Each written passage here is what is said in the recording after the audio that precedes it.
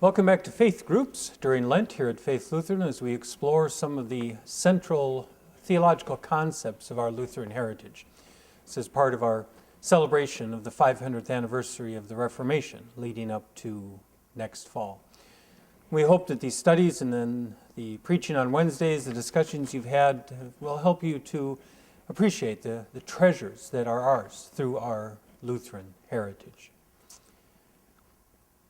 Now, naturally enough, most Lutherans think of Luther as kind of our guy, whose real effect was on our church. And that's certainly true. But just because of that, we might miss or not even know about the major influence that Luther and the Reformers had on all of Western society. Their impact and the work that they did extended far beyond the church. They were major shapers of government and education, of culture and society. In fact, back in 2000, when everyone was gearing up for the new millennium, one of the television channels, it might have been Arts and Entertainment, created a list of what they considered the 100 most significant people of the last 1,000 years. And Martin Luther was number 3.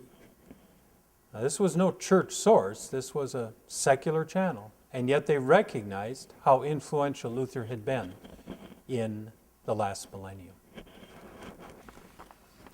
Well, one of the biggest impacts the Reformers had on Western society was made by the two topics that we're considering this week, what are called the doctrine of the two kingdoms and the doctrine of vocation. Now, in terms of the doctrine of the two kingdoms, throughout most of human history, religion and government were totally, hopelessly entwined. Ancient kings were thought to be divine, or at least semi-divine. The fate of nations was tied to the fate of the gods. So if my country beat your country, it meant that my God had overpowered your God. And there was both conflict and cooperation among the ancient priests and the ancient kings. Basically, every nation was a theocracy. Now, in the Christian era, kings no longer claimed to be divine, but they did still claim to rule by divine right. Meanwhile, from the time that the Roman Empire began to decline, the church played a more and more significant role in holding society together, a very public, social role. And so even as nation states began to grow, the conflict between the church, the Christian church, and the rulers of Europe in particular, the conflict was endless and ongoing. They both believed they were serving Christendom, but often with different goals, sometimes pretty selfish goals in mind. Well, Luther looked at the world differently. I think in a way that was more accurate and also more helpful. This has been called, as I said, the doctrine of the two kingdoms, although a more accurate term would be the two reigns of God, the two ways that God reigns over the world. And Luther assigned these to God's right hand and to his left hand. Luther said the right hand of God, the right hand reign of God, is the church. And it's where God rules openly and works in open and obvious ways.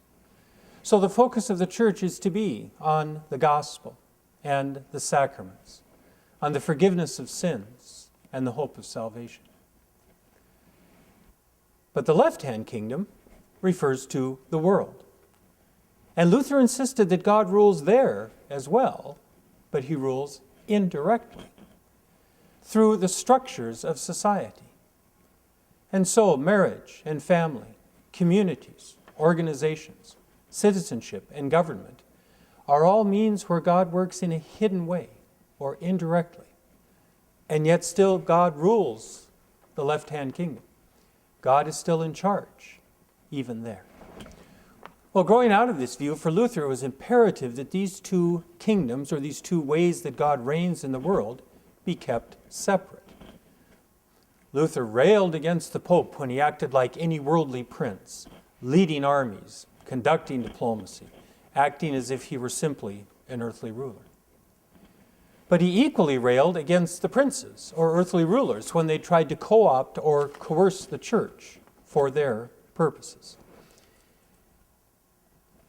I mean, this was a huge gift to the Western world, even if it was a little slow to adopt it in all of its implications. I mean, it was still a novelty in the 1780s when the U.S. Constitution and the Bill of Rights were adopted, enshrining the separation of church and state. But it has helped immensely to guide the church to keep to business and to keep the government and the state out of the church. Now, there is one complication with this today, and that is that Luther never foresaw such a militantly secular state as we are developing today. He did say that the princes are God's instrument to rule in the left-hand kingdom, but he always assumed they would be Christian princes. So how do we understand the two reigns to work if one hand basically denies or ignores the existence of God? You'll have a chance to talk about that later in your discussion. But the other doctrine that in a way grew out of the two reigns or the two kingdoms, it was called Luther's doctrine of vocation. Now, vocation here doesn't mean merely a job or a profession, but Luther used it in its root meaning. Vocation is the same root as vocal. It's a calling, when we are called by God to a particular task or responsibility. So it does include our jobs, but it also includes being a wife or a husband, a parent or a child, a neighbor, a citizen, a member of a community. And so, of course, we all have a wide variety of callings in life, not just one. Now, in Luther's day, the Christian church in Europe considered the religious life to be the best way to serve God. And here, religious doesn't just mean devout or believing, but it's a technical term that refers to being a monk or a nun or a priest. The thought was that those who withdrew from the world and devoted themselves to serving God 24/7, 365 were offering greater service to God, and in many ways were closer to God because of that. One of the problems with that thinking, though, was that it tended to disparage marriage and family life, having and raising children, of working in the world at tasks that were very necessary if the world was going to continue. But again, Luther looked at it differently. Understanding the two kingdoms, he recognized that God also rules the left-hand kingdom, and therefore, that is also a place to serve God and to pursue his will.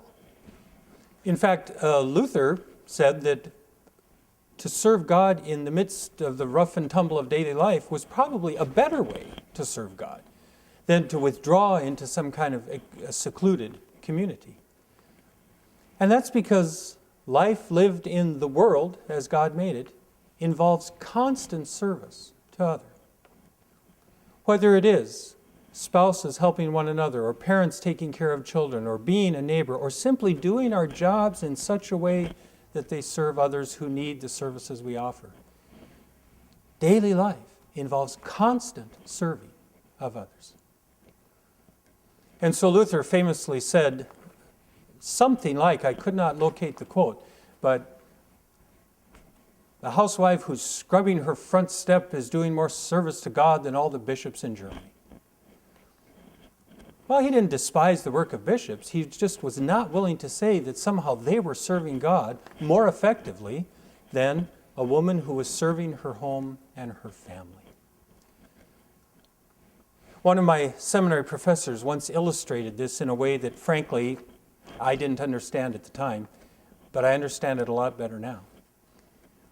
He said, the service that occurs in the left-hand kingdom is perfectly exemplified by a parent tying a child's shoes. Because the stronger bows down before the weaker. The older stoops to serve the younger.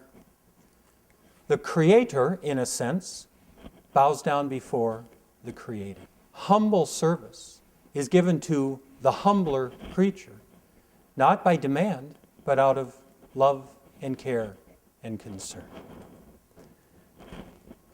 Now, a parent tying a child's shoes is in no way connected to the church. I mean, this occurs outside the church.